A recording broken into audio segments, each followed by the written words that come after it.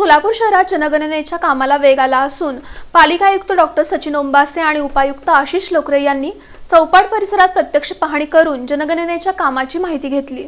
सोलापूर महानगरपालिकेच्या वतीनं शहरात भारतीय जनगणनेचं काम सध्या वेगानं सुरू असून महापालिका प्रशासनानं या मोहिमेला अधिक गती दिली आहे।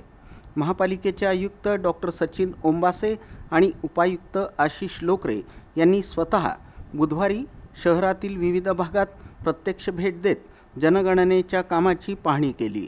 यावेळी त्यांनी प्रगणकांसोबत घरोघरी जाऊन नागरिकांची माहिती संकलित करण्याचं काम स्वतः उपस्थित राहून केलं। जनगणनेचं काम नेमक्या कोणत्या पद्धतीने सुरू आहे, प्रगणकांना फील्डवर कोणत्या अडचणी येत आहेत, नागरिकांचा प्रतिसाद कसा मिळत आहे याची सविस्तर माहिती पालिका आयुक्त डॉक्टर सचिन ओंबासे आणि उपायुक्त आशिष लोकरे यांनी घेतली। अधिकाऱ्यांनी प्रत्यक्ष फील्डवर उपस्थित राहून कामाची पाहणी केल्यानं कर्मचाऱ्यांमध्ये उत्साहाचं वातावरण निर्माण झालं। यावेळी इन सोलापूर न्यूज चॅनलशी बोलताना उपायुक्त आशिष लोकरे म्हणाले की शहरात जनगणनेचं काम 3 टप्प्यांमध्ये करण्यात येत असून सध्या घरगणनेचं काम सुरू असून नागरिकांकडून चांगलं सहकार्य मिळत आहे।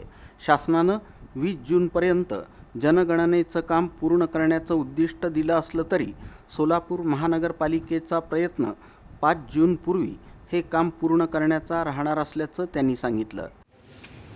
जनगणना 2027 अंतर्गत आमच्या 2 आठवड्यापासून आपण शहरभरामध्ये घरगणनेचं कामकाज चालू केलेलं आहे। आज या घरगणनेच्या कामाच्या अनुषंगाने आतापर्यंत सोलापूर महापालिकेने 40% नागरिक काम पूर्ण केलेलं आहे। सध्या आम्ही आपल्या नवीपेठ भागामध्ये आज पाहणं आलो किंवा नागरिकांचं चांगलं सहकार्य आहे। शहरवासियांना हीच विनंती पुन्हा एकदा की या घरगणने टप्प्यामध्ये प्रगणक जेव्हा आपल्या घरी येतील तर आपण प्रगणकांना आपली माहिती देऊन सहकार्य करावं आणि जेणेकरून की ही घरगणनेची कारवाई आहे घरगणनेची पूर्ण करता येईल। आणि याचा जो शेवटचा टप्पा आहे तो कुटुंबगणनेचा तो टप्पा हा फेब्रुवारी 2027मध्ये होणार आहे। तर त्यासाठी सुद्धा सहकार्य लागेल भविष्यामध्ये, तेही सहकार्य करा। आणि घरगणनेचा टप्पा जो आहे तो तसा तुलनात्मक हा सोपा टप्पा आहे। या टप्प्यामध्ये मुख्यतः आपण माहिती घेत होती की घराची स्थिती काय आहे, घराचा प्रकार काय आहे, घरामध्ये पाण्याचा स्रोत काय आहे किंवा घरामध्ये तुमच्या शौचालयाची काय स्थिती आहे, खोल्यांची संख्या किती आहे, त्यासोबतच की घरातलं गॅस जोडणी वगैरे असा तपशील आहे। त्याच्यामध्ये कुठलाही तपशील असा किचकट किंवा लपवाची कृती नसल्या कारणामुळे नागरिकांचं खूप चांगलं सहकार्य आहे आणि त्याची काही अडचण आपल्याला झालेली नाही। नागरिकांना हेच आव्हान आहे की प्रगणक जेव्हा आपल्या घरी येतील तर आपण प्रगणकांना शक्य होईल तेवढ्या लवकर आणि व्यवस्थित माहिती द्यावी जेणेकरून हे काम हे वेगानं पूर्ण होईल।